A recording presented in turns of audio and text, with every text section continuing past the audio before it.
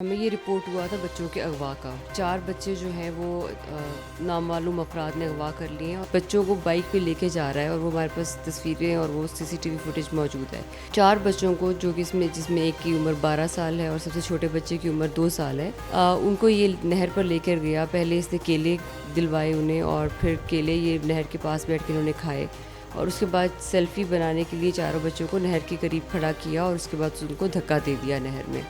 Liquor वगैरह use करता है, लेकिन बात यह है कि इसके मोटिव्स क्या है वो दैट इज़ अनदर स्टोरी। बिस्मिल्लाहिर्रहमानिर्रहीम। अस्सलाम वालेकुम। इमरा न्यूज़ के साथ मैं हूं आपका मेज़बान आदिल जमील। नाज़रीन, कुछ रोज़ पहले एक काहना में एक इंतहाई अफसोसनाक वाक़या पेश आया कि बाप ने अपने 4 बच्चों को जो है वो नहर में फेंक दिया। इस पूरे वाक़े की मुकम्मल तौर पर इन्वेस्टिगेशन की निगरानी जो थी SSP investigation Lahore madam Anoosh Masood Chaudhry जो है वो कर रही थी। आइए उनसे जानते हैं कि ये इन्वेस्टिगेशन कहाँ तक पहुँची और किस तरह से इस मुलज़म को जो है वो ट्रेस किया गया। अस्सलाम वालेकुम मैडम। इंतहाई अफसोसनाक वाक़या था और मुकम्मल निगरानी जो थी वो आप खुद कर रही थी, तो किस तरह से ट्रेस किया गया, क्योंकि पहले ये एक अगवा की ये एप्लीकेशन दी गई थी। बिल्कुल, ये एक वेरी अनफॉर्चुनेट इंसिडेंट और हमें ये रिपोर्ट हुआ था बच्चों के अगवा का कि 4 बच्चे जो हैं वो नामालूम अफराद ने अगवा कर लिए हैं और बाप जो था बच्चों का वो मुद्दई बना। सो उसमें हमारा ये था कि हम अगवा के नज़रिए से देख रहे थे कि बच्चे मगवी हो गए हैं और 363 की सेक्शन लगने के बाद ये एफआईआर दर्ज हो गई। जब हमने इसकी इन्वेस्टिगेशन स्टार्ट की और जो इंसिडेंट का मौका होता है वो देखा, तो जो इसकी स्टेटमेंट्स थी वो कॉरोबरेट नहीं कर रही थी जो जो ये बता रहा था और जो मौका बता रहा था कि because he took us to the LDA road और फिर उसके बाद जहाँ पे ये कह रहा था मैं बच्चों को छोड़ के आया हूँ, सीसीटीवी फुटेजेस हमने देखी, कैमरास चेक किए, तो इसकी जितनी भी स्टेटमेंट्स थी वो इसके बयान और इसके जो ओरिजिनल हालात थे वो उससे बिल्कुल डिफरेंट थे।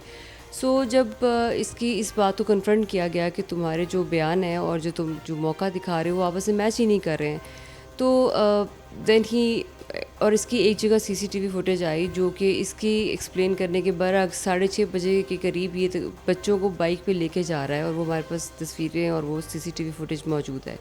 तब इसने फिर माना कि मैं बच्चों को नहर पे लेके गया था और ये इसने एक दिन पहले प्लान किया। 4 बच्चों को जो कि जिसमें एक की उम्र 12 साल है और सबसे छोटे बच्चे की उम्र 2 साल है, उनको ये नहर पर लेकर गया। पहले इसने केले दिलवाए उन्हें और फिर केले ये नहर के पास बैठ के इन्होंने खाए और उसके बाद सेल्फ़ी बनाने के लिए चारों बच्चों को नहर के करीब खड़ा किया और उसके बाद उनको धक्का दे दिया नहर में।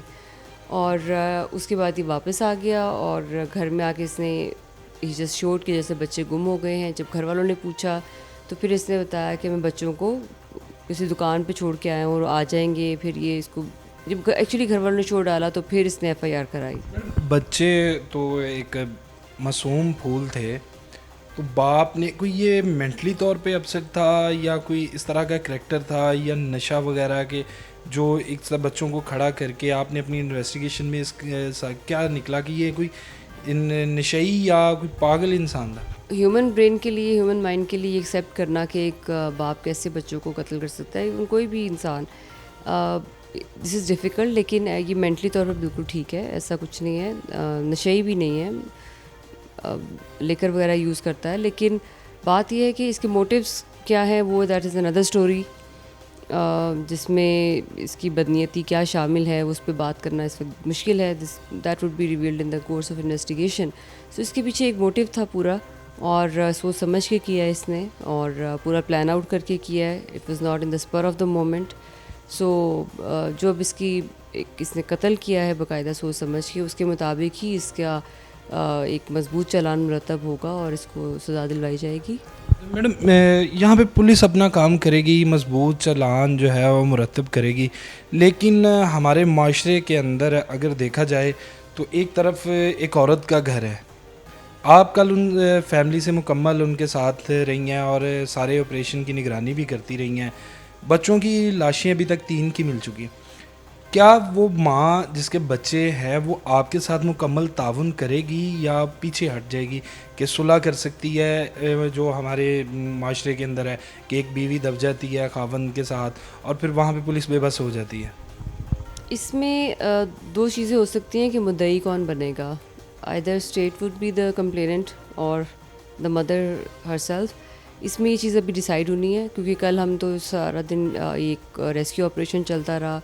3 बच्चों की लाशें बरामद हो गई हैं, उनका पोस्टमार्टम हो गए हैं और अभी तदफीन भी हो रही है उनकी।